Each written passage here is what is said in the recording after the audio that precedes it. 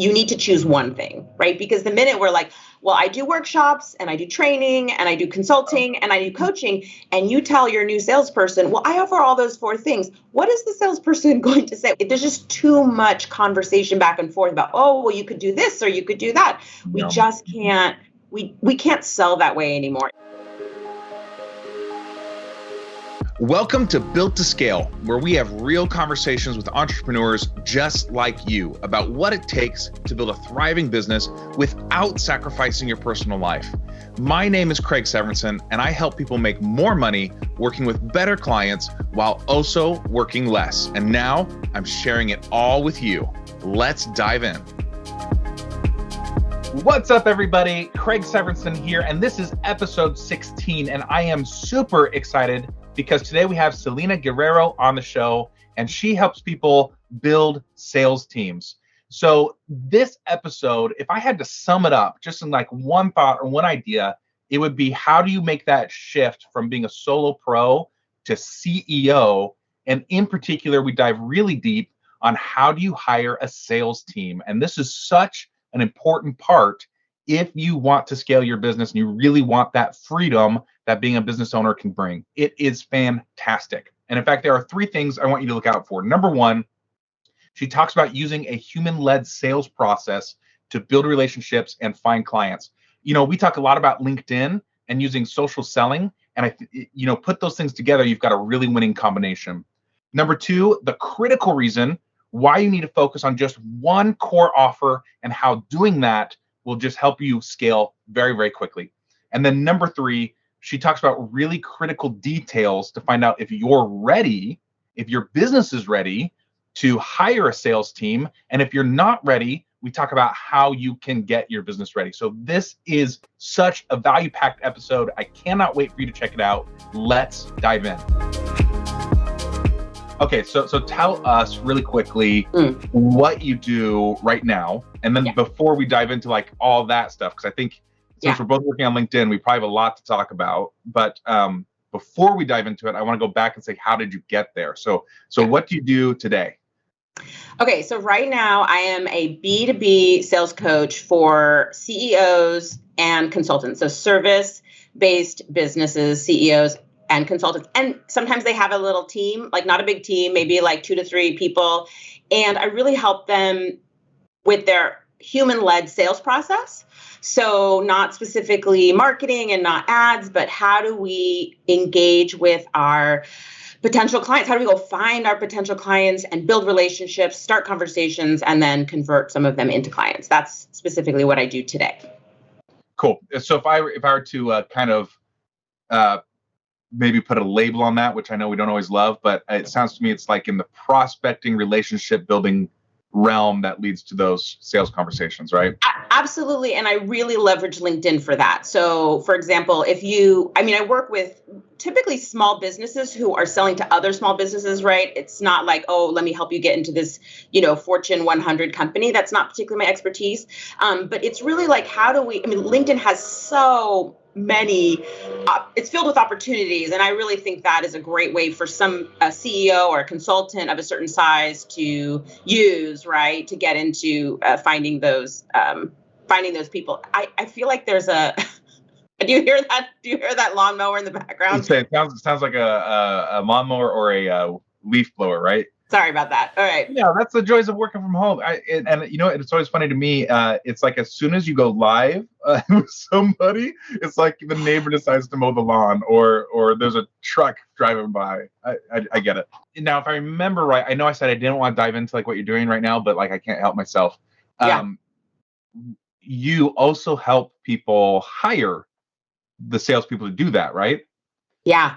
So a lot of my clients, they want to start doing outbound sales, right? And so a lot of CEOs, consultants, one of the biggest problems in this particular sort of size of company is that, right, they're either doing all of the client work and they don't have time to do marketing and sales, or they're doing marketing and sales and then they don't have, because they don't have any clients, and creating that balance is really, really hard. And so how do I help CEOs, consultants sort of create some balance so that it's not always that feast and famine, right? I know you know what I'm talking about, right? So how do we do that? I mean, and one of the ways is to actually hire somebody to do selling for them. And I guess I do want to kind of mention what sales means, because I think some people think, oh, it's a salesperson at the shoe store, or in some cases with like big giant consulting firms, it's like, these business development people that build relationships with really long sales cycles. There's also like the, enrollee, right? So especially in the online business world, a salesperson might be somebody who just takes the call, but isn't actually going out and finding those opportunities. So I think in this particular area that I work, it's called sales, but it's really basically like some business development representative for your company that's going out and representing you and your thought leadership and your services to people directly. So in order for them to do that, they need a process first. And so the people that I work with is, yes, they want the salesperson, but then what they kind of learn quickly with me is that you need to have the process first, right? And I'm happy to go into that a little more, but that's the general idea. Yeah, totally. I think that's a really interesting point, because if you want to make that shift from, we all started a business, right? You know that there's phases to this. You're like that newbie entrepreneur where you're like, I'm trying to do stuff, and eventually you get some success, but you realize you're just owning your job, right? So if you want to make that transition from freelancer, owning your job, solo pro consultant, to actually being a business, that's the piece that really, to me, it's like chicken and egg here, because you can say, okay, is it sales first or is it service first? Like, which one do you get help with first? And it doesn't really matter which one you do first, but those are the two pieces that make that switch for you, make that jump for you. Yes, and I've had people hire me, and I'm thinking, do you have the capacity, right? If you go out and actually find all these clients, do you have the capacity? So yes, it is people who, I definitely work with solopreneurs who just need more clients and need a better process for clients, and who aren't necessarily wanting to do ads. And they're not necessarily feeling that their marketing efforts are really working, right? So my philosophy, right, is really, when you own your business, you need to know what you want, and then you need to be willing to go and get it. Now, I think marketing is essential and positioning is essential, but again, my point of view in the world is that we're waiting for those opportunities to come to us, right? We're waiting for someone to see our post. We're waiting for someone to share my post and to get into another sort of, right, to get into a new network. Because what I think often happens, especially on LinkedIn, is it ends up being this marketing bubble. And so you're sharing all this content again and again, but it's not going anywhere.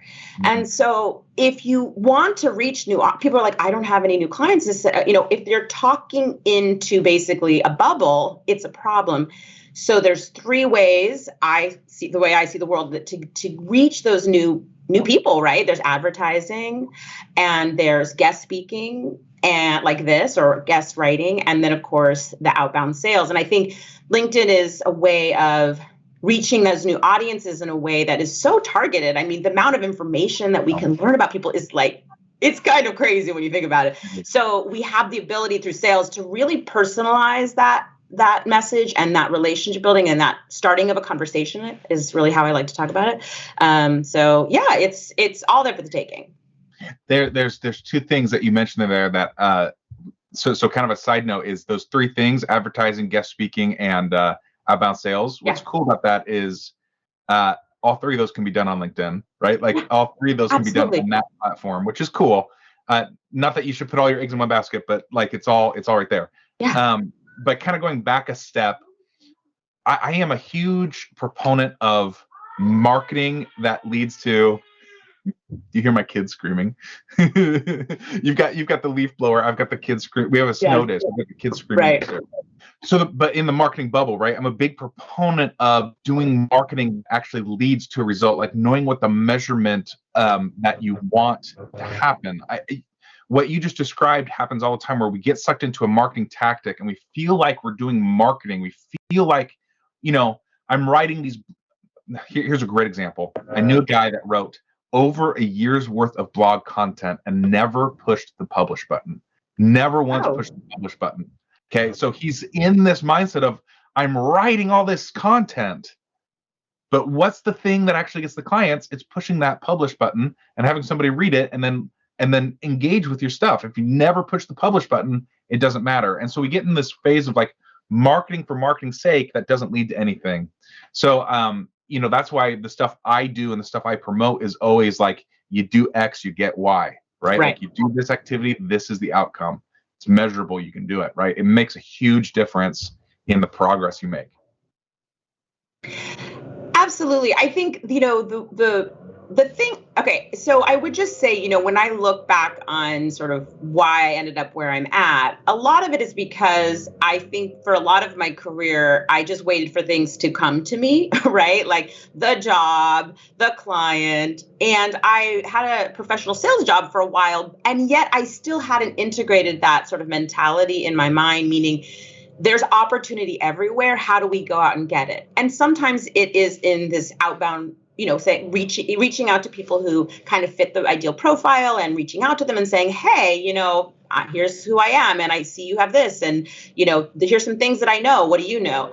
And there's, of course, what you had just described, right? The marketing, just hitting the publish button, getting visible, right? And I think that, as an entrepreneur, right, we have to cross that threshold. And when you were talking earlier about the freelancer versus like really running a business that is sustainable with, business assets for the longer term, those are different things. And I think you have to cross that threshold, that psychological threshold, no matter what methods you use to really be in a business where it's sustainable and you're not just like opting out the next job offer. Yep. Yeah, exactly. Because I think that there's a freedom. I mean, we all started working our business for that idea of like, I'm going to make more money. I'm going to have more freedom. But if your business stops working when you do, is that true freedom? It's not, right? It's like, that's why so many entrepreneurs never take vacations, because if they stop, the whole thing falls apart. So let me ask you this. If you start working with a client, and you're working on the sales process, but because you mentioned this a little bit ago, but they can't take the capacity, right? They can't take on new workload. Mm-hmm. Do you help them hire? Is there a method or strategy you suggest that they follow for hiring people to help with service delivery? Yeah, absolutely. I mean, and the first is really to get sort of all of the process in place, right? Who are you selling to? Really got to carry some internal frameworks for when you hire that person, they know what, this salesperson knows exactly what your business is about, right? Because especially if you're a CEO and you've done most of the sales, a lot of people are like, oh, I can't hire somebody. They won't do as good a job. Well, yeah. If you give them the tools and the knowledge, right? So I would say, Craig, a couple of things. Number one is making sure you have information about who you sell and how, what you serve, who you serve, how you serve them. I think also a very specific process for the hiring, right? We need to know, we need a job description. We need to know, we need to have our calculator to make sure we know how to pay these people. We need to actually have typically a 90-day runway. We need to have expectations. Usually with a salesperson, you have increasing expectations, right? About, how much is anticipated the first 30 days, 60, 90 days, right? Because they're not going to just come in necessarily, and they need to build relationships and they need to understand the process. And most importantly, helping the CEOs learn to manage that person, right? So, I'm happy to go further into depth with that, but there's a number of different things that you need to have in place in order for it to be successful, because I think 50% of sales hires fail. And so a lot of CEOs are like, oh, I don't have time for this anymore. I need to hire somebody because, I'm ready for that capacity. But then it becomes overwhelming and it all kind of crashes down. So I'm there to help them. Like, let's figure out what we need to have in place before we go out and bring this person into your business. And that obviously increases success. Yeah. And I love what you said in that first little part, because I think, to me, one of the first things I love doing with people, and it is business changing, is to say, stop using that proposal. Stop using the proposal and get a set offer in place. Because if every client you serve is 100% different, that's really hard to get help with. That's really hard to sell. That's really hard to get other people involved. But if 90% of your clients are getting that same service and there's a huge value to it, you can become an expert around it. And you can really focus in on it. Guess what? You can start getting people to help you implement that. That's the game changer. Get rid of that proposal. Start thinking in terms of what is my core offer? Man, it changes the way you approach your business and helps you make that leap from, oh, I'm just a solo pro to I'm actually running a business. I'm the CEO. I'm an owner.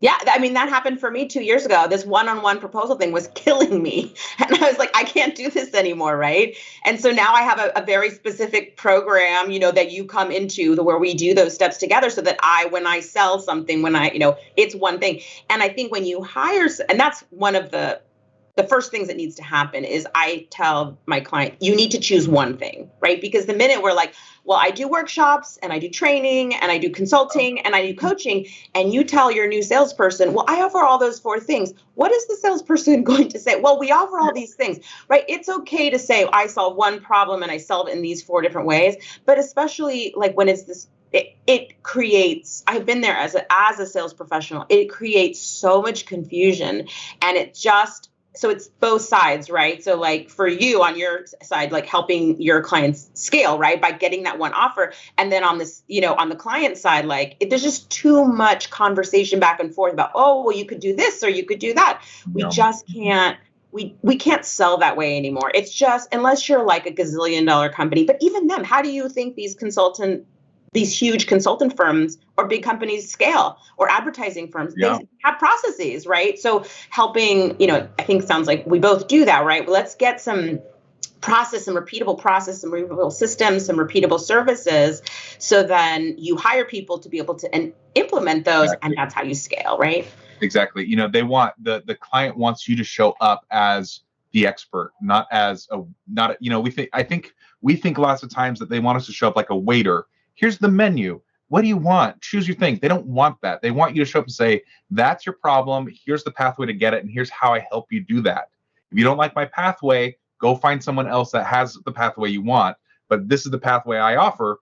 Let's do it, right? It's the example I put is it's like being a Sherpa on Mount Everest, right? The Sherpa shows you the map. They'll let you go do it yourself, but you'll probably die, right? If you want them to take you up the mountain, they have a path. They'll take you on. You hire them or you don't. That's the solution, right? And I remember when I learned this lesson, I was on one of my first big sales calls, and it was going fantastically.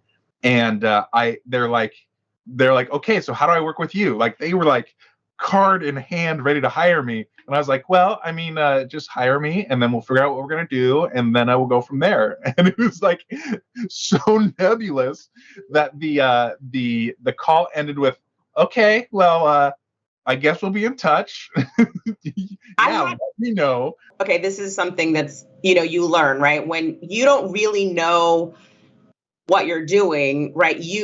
People know, like, right? In the sense that, like, you probably could have solved their problem. But I distinctly remember giving this proposal to somebody for social media marketing. This is kind of in a prior business and many years ago. And she didn't accept. And I wrote her back and I said, can you please tell me why you didn't hire me? Which, was the right thing to do. You always want to do that. And she says, I just was totally confused. Like, I have no idea what you were going to do for me.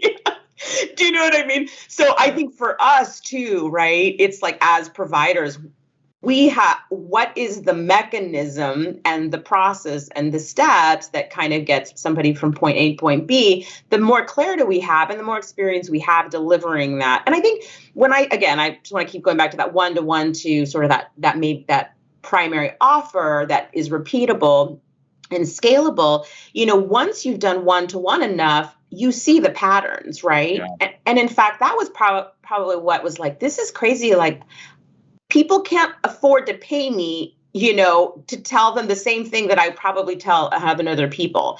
So kind of creating that business where you've got the repeatable, trainable things and the things that are adaptable to each different client, right?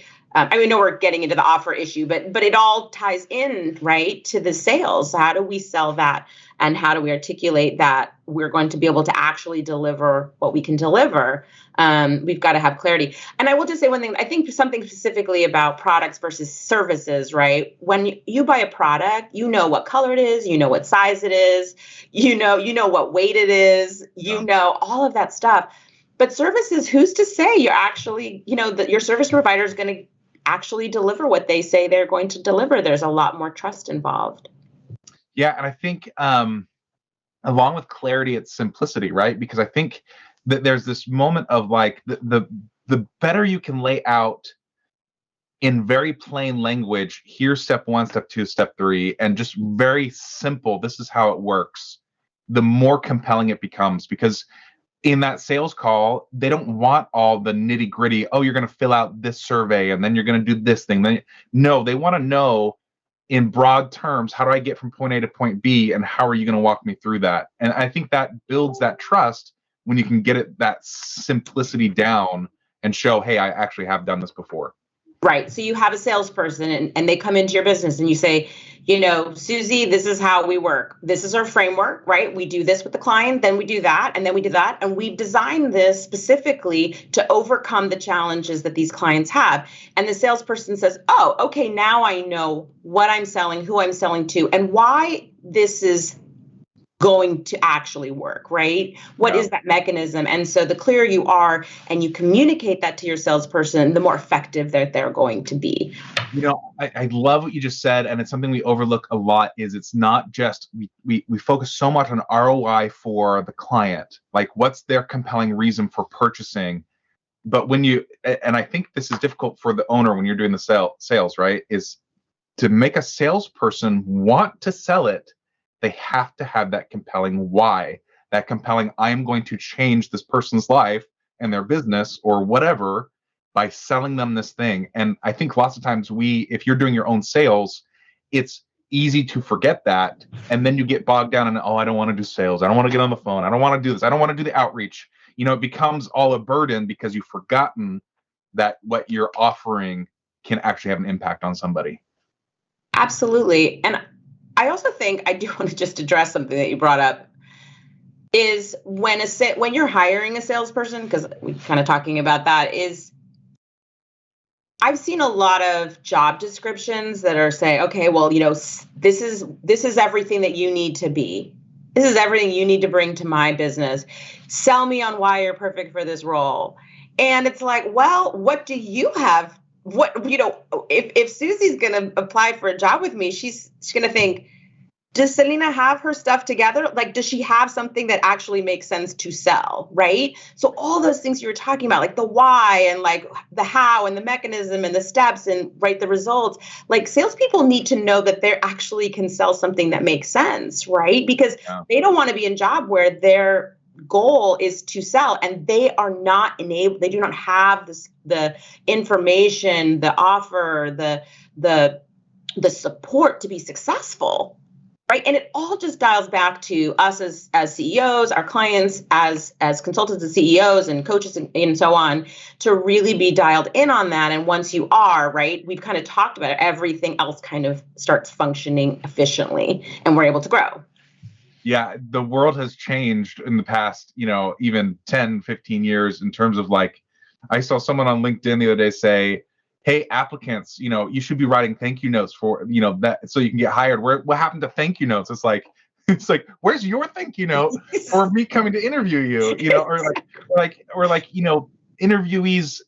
Interviewers asking questions that are completely inappropriate in terms of expectations of I love how you just phrased that. What are you going to bring to my company without that reciprocal, besides money, what are you going to bring to enrich my life? Because I think if you're an entrepreneur, at least all of us hit that wall where it's like, I am not putting up with this corporate culture crap anymore. I'm not putting up with the way that corporate United States or wherever you're at functions anymore.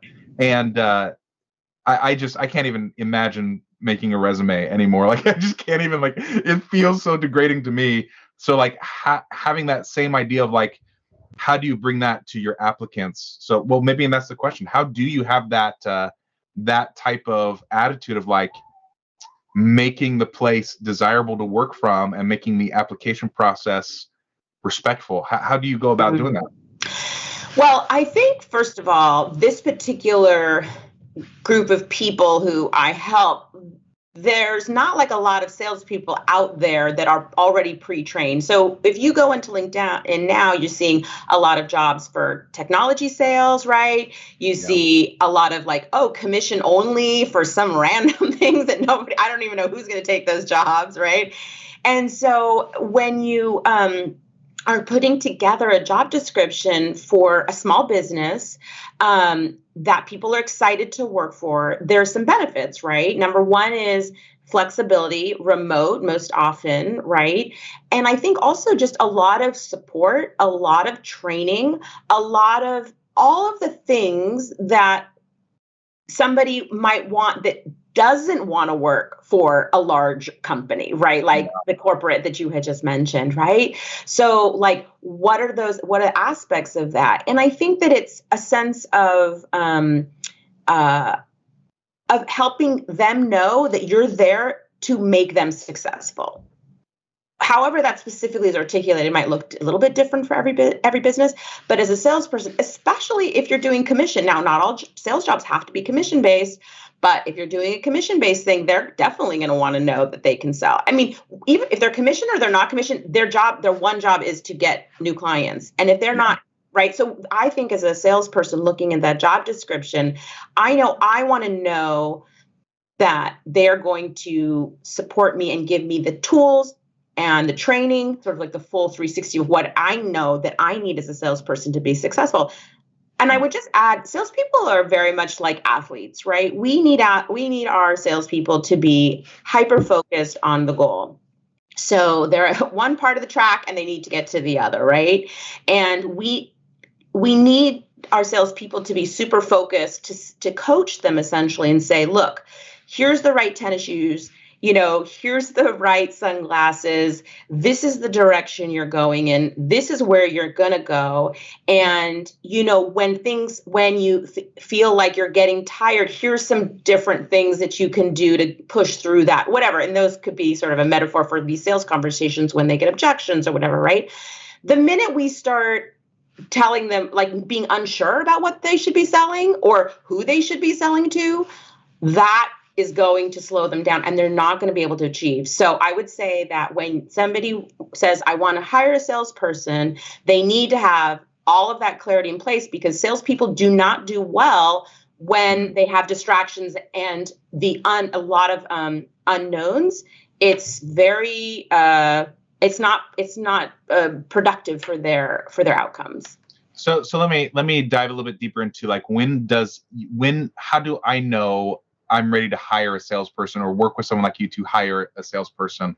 It sounds like this is what I've heard, and tell me if this is accurate. We need a solid offer, right? Or do you help them make a solid offer? No, for the most part, they need to have the solid offer, the positioning. That why is really important. As long as they know why people are buying, the what and the how are less important. But as long as they have that why, I would definitely say they're good to go.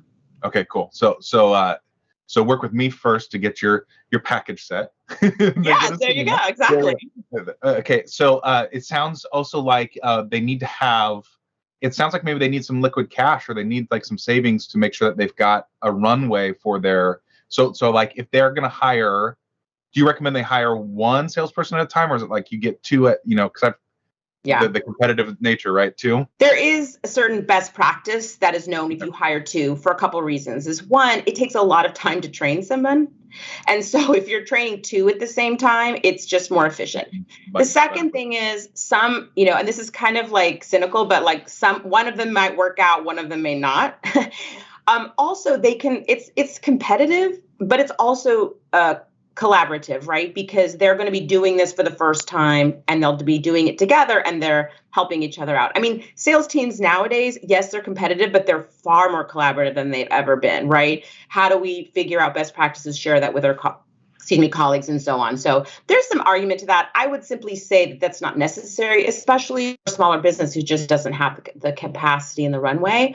And I would definitely say, the numbers would look different for everybody, but definitely having a 90-day runway in terms of getting that revenue and is really important.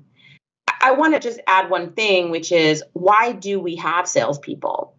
We have salespeople, or one might want to have a salesperson, because your clients need or want a human element to that client acquisition process. Yeah. If you have an online course and you're doing launches and you're getting all the clients you need without a personalized relationship, great. But there's so much to be gained by having a business development representative, a client acquisition associate, somebody who is representing you and your business out in the world to have conversations one-on-one.